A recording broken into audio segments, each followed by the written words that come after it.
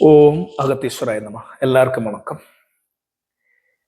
ഈ വീഡിയോ ജ്യോതിഷന്മാർക്കും സാധാരണ ആൾക്കാർക്കും പ്രയോജനപ്പെടുന്നതാണ്.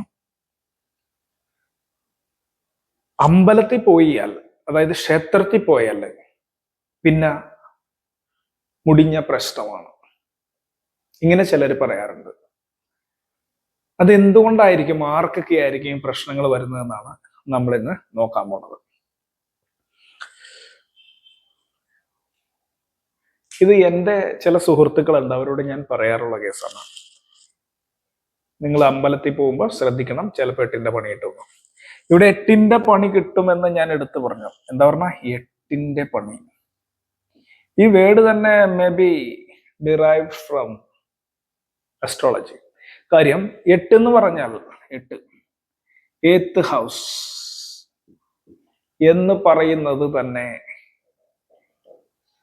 കുഴപ്പം പിടിച്ച ഹൗസ് ആയിട്ട്, കുഴപ്പം പിടിച്ച ഭാവമായിട്ട്, വീടായിട്ട് കരുതപ്പെടുന്നു. സർവപ്രണാശോ വിവിധ അപവാദോ ഹേതു പ്രദേശോ മരണസ്യ ദാസ്യം എന്ന് പറയില്ലേ, സർവപ്രണാശോ വിധോവാദോ ഹേതു പ്രദേശോ മരണസ്യ ദാസ്യം പറയുന്ന മാതിരി എല്ലാ അപവാദങ്ങൾക്കും എല്ലാ കുഴപ്പങ്ങൾക്കും ദുരിതങ്ങൾക്കും ഒക്കെ കാരണമായിട്ടുള്ള വീടാണ് എട്ട് എന്ന് പറയുന്നത്. മരണസ്ഥാനം, ദൈന്യസ്ഥാനം. അതുകൊണ്ട് തന്നെയാണ് എട്ടിന്റെ പണി എന്ന് പറയുന്നത്. ഇതായിട്ട് കണക്ട് ചെയ്ത് ഞാൻ പറയാൻ പോണത്, ഏറ്റവും കൂടുതൽ പ്രശ്നം ക്ഷേത്രത്തിൽ പോയാൽ വരുന്ന നക്ഷത്രക്കാര് നിങ്ങൾ ശ്രദ്ധിക്കണം. വിശാഖം, കാല്, അതായത് വൃശ്ചിക്കുറെ പറയണം, അനിഴം, തൃക്കേട്ട. എല്ലാ ക്ഷേത്രത്തിലും അല്ലട്ടാ, എല്ലാ ക്ഷേത്രത്തിലും അല്ല. എന്നാൽ കോമൺലി ഈ നക്ഷത്രക്കാര്, അതുപോലെ തന്നെ അത് ചന്ദ്രൻ വൃശ്ചരാശിയിൽ നിൽക്കുന്നത്, ലഗ്നം, ഇത് എട്ടിന്റെ പണി കിട്ടും. കാരണം എന്താ, കാലപുരുഷന്റെ 1 എന്ന് പറയുന്നത് മേഷമാണ്, കാലപുരുഷന്റെ 8 എന്ന് പറയുന്നത് വൃശ്ചികമാണ്. ഇത് 2, ഇത് 3, 4, 5, 6, 7, 8. അപ്പോ എന്തുകൊണ്ടായിരിക്കും എട്ടിന്റെ പണി കിട്ടും എന്ന് പറയുന്നത്? വിശാം, കാല്, അനിഴം, തൃക്കേട്ടയ്ക്ക് ഇവർക്ക് മാത്രമല്ല, ഞാനിത് പെട്ടെന്ന് നിങ്ങൾക്ക് അറിയാൻ വേണ്ടി പറയുന്നതാണ്. തമിഴ് അസ്ട്രോളജേഴ്സ് ഇത് എപ്പോഴും പറയാറുള്ള കാര്യം കൂടിയാണ്. ഇതെന്താന്ന് പറഞ്ഞാൽ, കാലപുരുഷാർത്ഥം നിങ്ങൾ പഠിച്ചിട്ടുണ്ടെങ്കിൽ, കാലാങ്കാനി വരാംഗം ആനനം ഉരോ ഹൃത്കോട വാസോഭൃതോ വസ്തിർ വഞ്ചനം ഊരുജാനുയുകളെ ജംഘേതേ അങ്കൃദ്വയെ മേഷാശി പ്രഥമ നവർഷചരണ ചക്രസ്ഥിത രാശിയോ രാശി ക്ഷേത്ര ഗൃഹർഷഭാനി ഭവനഞ്ച ഏകാർത്ഥ സമ്പ്രദയ പ്രമാണം അനുസരിച്ചിട്ട് കാലപുരുഷന്റെ തല അഥവാ 1-ാം ഭാവം മേഷം, 1-ാം ഭാവം എന്ന് പറയുമ്പോൾ 8-ാം ഭാവം എന്ന് പറഞ്ഞാൽ കാലപുരുഷന്റെ കഷ്ടതാസ്ഥാനമാണ് 8. അപ്പൊ കാലപുരുഷന്റെ കഷ്ടതാസ്ഥാനമായിട്ടുള്ള 8ന്റെ പണി കിട്ടും എന്ന് പറയാനുള്ള കാരണം, 8-ാം ഭാവം എന്ന് പറഞ്ഞാൽ ഞാൻ പറഞ്ഞു, സർവപ്രണാശോ വിവിധോപവാദോ ഹേതുപ്രദേശോ മരണസ്യ ദാസ്യം അല്ലെ. ഭാഗ്യം, ധർമ്മ, ദയ, തപസ്. അപ്പൊ തപസ് വരുന്നത് 9-ാം ഭാവത്തിലാണ്. ഈ 9-ാം ഭാവത്തെ ചുരുക്കി പറഞ്ഞ ദേവാലയ സ്ഥാനം. അപ്പൊ നിങ്ങൾ ചോദിക്കും 10-ാം ഭാവമല്ലേ, ദേവാലയ നഗരസഭ മാർഗാലയ സകല ദാസ കർമാണി എന്ന് പറയുന്ന 10-ാം ഭാവം എന്ന് പറഞ്ഞാൽ ഉപാസന സ്ഥാനം എന്ന് പറയുന്നത് ആ ദേവാലയം വേറൊരു അർത്ഥത്തില. അതെന്താണ് പിന്നീട് ഞാൻ വേറെ ഒരു ക്ലാസ്സിൽ പറയാം. ഈ ദേവാലയം എന്ന് പറഞ്ഞാൽ 9-ാം ഭാവമാണ് ദേവസ്ഥാനം. അതാണല്ലോ അത് ഗുരുവിന്റെ വീടായത്. ഗുരുവാണല്ലോ, ദേവഗുരുവാണല്ലോ, വ്യാഴമാണല്ലോ ദേവസ്ഥാനത്തിന്റെ അധിപൻ. അപ്പൊ കാലപുരുഷന്റെ 9-ാം ഭാവമാണ് ദേവസ്ഥാനം, ദൈവികമായിട്ടുള്ള ഇടങ്ങള്, എവിടെയെങ്കിലും തീർത്ഥാടനത്തിന് മുമ്പ് തീർത്ഥ സ്ഥാനങ്ങൾ, ഇതൊക്കെ വ്യാഴത്തിന്റെ സ്ഥാനമായ 9-ാം ഭാവമാണ്. അപ്പൊ കാലപുരുഷന്റെ 9-ാം ഭാവത്തിന്റെ മറവ് സ്ഥാനം, ഒരു ഭാവത്തിന്റെ പൂർണ്ണമായിട്ടുള്ള മറവ് വരുന്നത് 12-ാം ഭാവത്തിലാണ്. കാരണം 12 വരെ ആണ് ഒരു ഭാവം എന്നത്. അപ്പൊ ഈ 12-ാം ഭാവം മറഞ്ഞിരിക്കും.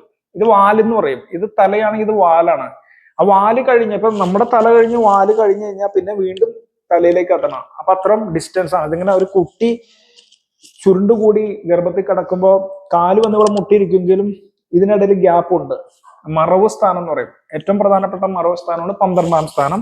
അത് വ്രയസ്ഥാനം എന്ന് പറയും, ദുരിത സ്ഥാനം എന്ന് പറയും. നേരത്തെ പറഞ്ഞ ദുരിത സ്ഥാനമല്ല, പാപം, വ്യയം ച പതനം, നിരയം, സ്ഥാനഭ്രംശം ച വൈകല്യം എന്ന് പറയുന്ന 12ാം ഭാവം മറവ് സ്ഥാനമാണ്, അല്ലെങ്കിൽ പാപസ്ഥാനമാണ്. അപ്പോ ഈ കാലപുരുഷന്റെ, കാലമാകുന്ന കാലപുരുഷന്റെ, അതായത് ഇത് കാലപുരുഷന്റേത് എപ്പോ നോക്കണം എന്നുള്ളൊരു കണക്കുണ്ട്. അത് നിങ്ങൾക്ക് അറിയില്ലെങ്കിൽ പിന്നീട് പറയാം. 8ാം ഭാവത്തില്, 8ാം ഭാവം ആണ് നിങ്ങളെങ്കിൽ 9ന്റെ മറവ് സ്ഥാനമാണ്. അതായത് കാലപുരുഷൻ എന്ന് പറഞ്ഞ ഒരു എല്ലാവരും കോമൺ ആയിട്ട് മനുഷ്യൻ എന്നുള്ളൊരു വിഭാഗത്തിൽ പെടുത്തി കഴിഞ്ഞാൽ മനുഷ്യർക്ക്, അത് ഒരു ഐഡിയ മാത്രമാണ്, മനുഷ്യർക്ക് 9ാം സ്ഥാനം ആയിട്ടുള്ള കാലപുരുഷൻ മനുഷ്യർക്ക് 8ാം ഭാവത്തിൽ വരുമ്പോ, ഇത് 9ാം ഭാവത്തില് ഉപാസന ദേവാലയ സ്ഥാനമാണെങ്കിൽ കോമൺലി മനുഷ്യർക്ക് 8ാം ഭാവം എന്ന് പറഞ്ഞ ഉപാസന ചെയ്യാത്ത സ്ഥാനമാണ്, ചെയ്യാണ്ട് ഇരിക്കേണ്ട സ്ഥാനമാണ്. അതല്ലെങ്കിൽ മറച്ചു വെച്ച് പ്രാർത്ഥിക്കുക എന്നേ ഉള്ളൂ. ദേവാലയങ്ങളിലൊക്കെ പോകേണ്ട സ്ഥാനമല്ല, അത് ചെയ്യരുതാത്തത്. ഇത് ഉപാസന സ്ഥാനമാണെങ്കിൽ ഉപാസന ചെയ്യേണ്ടാത്ത സ്ഥാനം ആണ് 8. അപ്പൊ ഇതിൽ ജനിച്ചിട്ടുള്ള ഒരാളാണെങ്കിൽ ഉപാസന സ്വാഭാവികമായിട്ട് ചെയ്യരുത് എന്ന് ഒരു തരത്തിൽ എടുക്കാം.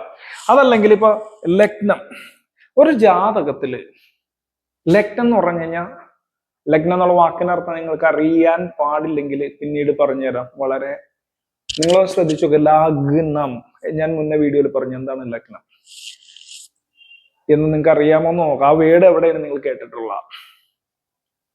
ജനിക്കുന്ന സമയം വെച്ചിട്ട് ലഗ്നം വരും. ലഗ്നം ഇതാണെങ്കിൽ ലഗ്നം നമ്മൾ തന്നെ എന്നൊക്കെ പറഞ്ഞാൽ അത് എങ്ങനെയാ വീട് വന്നു എന്നുള്ളതിന് ഒരു കണക്കുണ്ട്. ഇപ്പൊ ലഗ്നത്തില്, ലഗ്നസ്ഥാനം വൃശ്ചിക രാശിയാണെങ്കിൽ ഇത് കാലപുരുഷന്റെ 8ആണ്. അപ്പൊ ഉപാസന മറഞ്ഞുപോയ സ്ഥാനമാണ്. ഉപാസന മറഞ്ഞ സ്ഥാനമാണെങ്കിൽ ഉപാസന ചെയ്യുന്നത് പണി കിട്ടും എന്ന് പറയും. ഇത് വേറൊരു കണക്കും കൂടി നമുക്ക് മനസ്സിലാക്കാം. ലഗ്നാധിപനാണെന്ന് പറഞ്ഞാൽ നിങ്ങൾ തന്നെ, ലഗ്നാധിപൻ എന്ന് പറഞ്ഞാൽ നിങ്ങൾ തന്നെ എടുക്കാം തൽക്കാലം. ലഗ്നാധിപന് വേറെ പല അർത്ഥമുണ്ട്. നിങ്ങളുടെ ജാതകത്തില് കാലപുരുഷ തത്വത്തില് നിങ്ങള് ഓരോ സ്ഥാനത്തിലും ഇവിടെ ഇരിക്കുമ്പോൾ നിങ്ങള് ചൊവ്വയാണല്ലോ ലഗ്നാധിപൻ. ഈ 2 വന്നു എന്ന് പറഞ്ഞാൽ നിങ്ങൾ ഉപാസന സ്ഥാനത്ത് പോയി.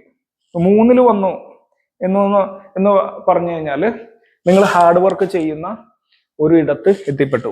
4 എന്ന് പറഞ്ഞാൽ നിങ്ങളുടെ മാതൃസ്ഥാനത്ത്, അമ്മയുടെ വീട്, മറ്റുള്ള സ്ഥാനത്ത് എത്തിപ്പെട്ടു. അങ്ങനെ ഓരോ ഇതിൽ നിന്നാല് നിങ്ങൾ എവിടെയാണ് എത്തിപ്പെട്ടതെന്നുള്ളൊരു കണക്കുണ്ട്.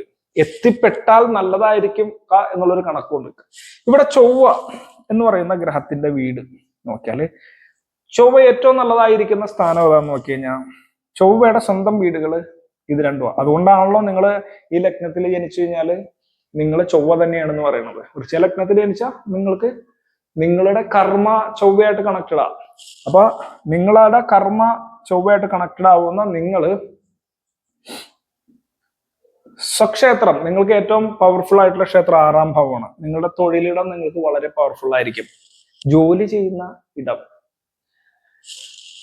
എന്നാൽ നിങ്ങൾ ബിസിനസ് ചെയ്യണമെങ്കിലും ഈ സ്ഥാനം നിങ്ങൾക്ക് പവർഫുൾ ആയിരിക്കും, 10ാം ഭാവം. പക്ഷെ ഇവിടെ നോക്കിയേ, നിങ്ങൾ ഉപാസിക്കുന്ന സ്ഥാനം 9ാം ഭാവം. നിങ്ങളുടെ ലഗ്നത്തിന്റെ, നിങ്ങളുടെ രാശിയാണെങ്കിലും ഇത് തന്നെ ഉണ്ട്. രാശിയും വെച്ച് കണക്കൂട്ടിക്കൊള്ളണം. രാശി വെച്ചിട്ടാണ് സാധാരണ ജ്യോതിഷന്മാർ ഫലം പറയുന്നത്. ഈ കോമൺ പ്ലാറ്റ്ഫോമില് വിശാഖമാണെങ്കിൽ ഇന്ന ഫലം, വിശാഖ നക്ഷത്രക്കാർക്ക്. ഇവിടെ ഞാൻ ലഗ്നം കൂടി വെച്ചിട്ട് പറയുന്നുള്ളൂ.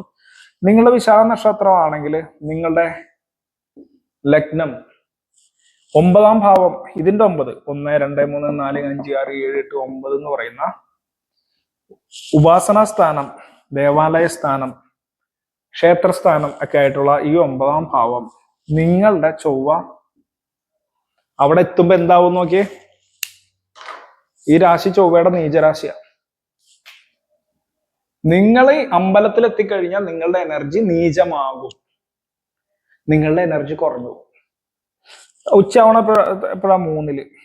നിങ്ങൾ നല്ലവണ്ണം ഹാർഡ് വർക്ക് ചെയ്ത് ഒരു കാര്യത്തിന് വേണ്ടി വീണ്ടും വീണ്ടും ട്രൈ ചെയ്തുകൊണ്ടിരിക്കുമ്പോൾ നിങ്ങളുടെ ശക്തി കൂടും. ഇവിടെ 3-ാം സ്ഥാനം ഉയർച്ച സ്ഥാനം മാത്രമല്ല, ആയോധന സ്ഥാനം കൂടിയാണ്. ഫൈറ്റിംഗ് പ്രാക്ടീസ് ചെയ്യുന്ന സ്ഥാനം കൂടിയാണ്. ചൊവ്വ എന്ന് പറഞ്ഞു കഴിഞ്ഞാല് അറിയാലോ, ആയോധനത്തിന്റെ ഏറ്റവും അംഗരക്ഷകനാണ്, അല്ലെങ്കിൽ സൈന്യാധിപനൊക്കെയാണ് ചൊവ്വ. അപ്പൊ 3-ാം ഭാവം പ്രാക്ടീസ് ചെയ്യുന്ന ഒരു സ്ഥാനത്താണ് നിങ്ങൾ നിൽക്കണമെങ്കിൽ, ഒരു അംഗക്കളത്തിലാണെങ്കിൽ 3-ാം ഇടമായിട്ടുള്ള പ്രാക്ടീസ് ചെയ്യുന്ന ഒരു അംഗക്കളം, ഒരു കളരി, ഈ ഒരു സ്ഥാനത്തൊക്കെയാണ് നിങ്ങൾ ചെല്ലണമെങ്കിൽ നിങ്ങളുടെ എനർജി അങ്ങ് ഉച്ചമാവും. നിങ്ങൾ നേരെ മറിച്ചിട്ട് ക്ഷേത്രസ്ഥാനമായിട്ടുള്ള 9-ല് ഏതെങ്കിലും അമ്പലത്തിൽ ക്ഷേത്രസ്ഥാനങ്ങളിൽ ചെന്ന നിങ്ങളുടെ എനർജി ഡൗൺ ആയി പോകും. ചൊവ്വയുടെ എനർജി അവിടെ, ഈ വൃശ്ചിക ചൊവ്വയുടെ എനർജി അവിടെ ഡൗൺ ആയി പോകും. അപ്പൊ വൃശ്ചികം രാശിക്കാര് ക്ഷേത്രത്തിൽ പോകുമ്പോൾ ഡൗൺ ആവുന്നുണ്ടെങ്കിൽ ശ്രദ്ധിക്കണം. എല്ലാവർക്കും വരൂല. കാര്യം ഇത് ജാതക പ്രകാരം ഈ ചൊവ്വ എവിടെ നിൽക്കുന്നു എന്നുള്ളതും കൂടി വളരെ വളരെ ഇമ്പോർട്ടൻ്റാ. പക്ഷെ നാച്ചുറലി കാലപുരുഷ തത്വപ്രകാരം ഇവിടെ ഒരു പണി ഉണ്ട് എന്ന് മനസ്സിലാക്കിക്കൊള്ളണം. ഇത് മാത്രമല്ല, ഇത് നിങ്ങൾ അമ്പലത്തിലേക്ക് ദിവ്യസ്ഥാനങ്ങളിലേക്ക് പോകുന്ന ഒരു കണക്കാണ്. നിങ്ങൾ നോക്കിയേ, നിങ്ങൾ വീട്ടിലിരുത്തി ഉപാസിക്കുകയാണെങ്കിൽ ഉപാസന ദേവത ഇവിടെ 9-ാം സ്ഥാനത്തിന്റെ അധിപനായിട്ടുള്ള ചന്ദ്രൻ എന്ന് പറയുന്ന ദേവി. ഞാനിവിടെ ഈ മാന്ത്രികം മുതലായിട്ടുള്ള കാര്യങ്ങളൊക്കെ പഠിപ്പിച്ചുകൊണ്ടിരുന്ന സമയവും അല്ലെങ്കിൽ അതുമായിട്ട് കണക്ട് ചെയ്യുന്ന സമയത്ത് എപ്പോഴും പറയും, ഈ നക്ഷത്രക്കാർ വരികയാണെങ്കിൽ പറയും ദേവി ഉപാസന എന്നൊക്കെ പറയുമ്പോൾ പറയും, ശ്രദ്ധിച്ച് ചെയ്തില്ലെങ്കിൽ പണി പാലിമ്പളത്തിൽ കിട്ടും എന്ന് പറയും. കാര്യം എന്താന്ന് പറഞ്ഞാൽ, ഈ ചന്ദ്രൻ ഉപാസന നിങ്ങൾ വീട്ടിൽ കൊണ്ടുവച്ച് ഉപാസിക്കുകയാണെങ്കിൽ, അതായത് ഈ ചന്ദ്രൻ നിങ്ങളുടെ അടുത്തേക്ക് വരികയാണെങ്കിൽ, ഉപാസന ദേവത നിങ്ങളുടെ രാശിയിലേക്ക് വരിക, അതായത് നിങ്ങളുടെ അടുത്ത് സ്വന്തം ഇടത്തേക്ക് നിങ്ങളുള്ള സ്ഥാനത്തേക്ക് വരികയാണെങ്കിൽ നീചനായി പോകും. കാര്യം ചന്ദ്രൻ നീചനാവുന്ന സ്ഥലമാണ് വൃശ്ചിക രാശി.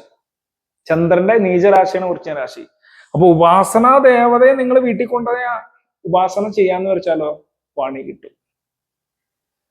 എന്നാൽ ഇതിനൊരു കുറുക്കു വഴിയുണ്ട്. അങ്ങനെ ഉപാസന ചെയ്താൽ ഒരു പ്രശ്നമില്ല, വച്ചടി കയറ്റുമായിരിക്കും.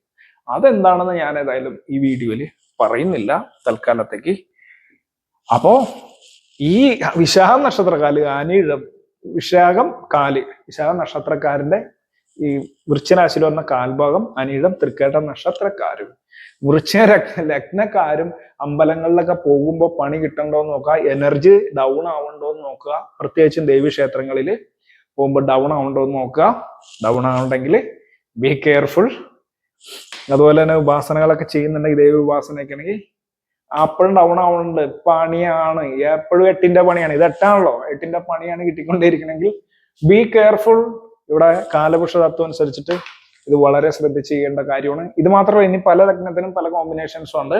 ഇത് ഞാൻ നിങ്ങൾക്ക് പെട്ടെന്ന് മനസ്സിലാവാൻ 8-ന്റെ പണീനെ പറ്റി പറഞ്ഞു എന്നേ ഉള്ളൂ. ഇന്നേക്ക് ഇത്രയുള്ള എല്ലാവർക്കും ഒരു കൂടി വണക്കം. ഓം അഗത്തീശ്വരായ നമഃ.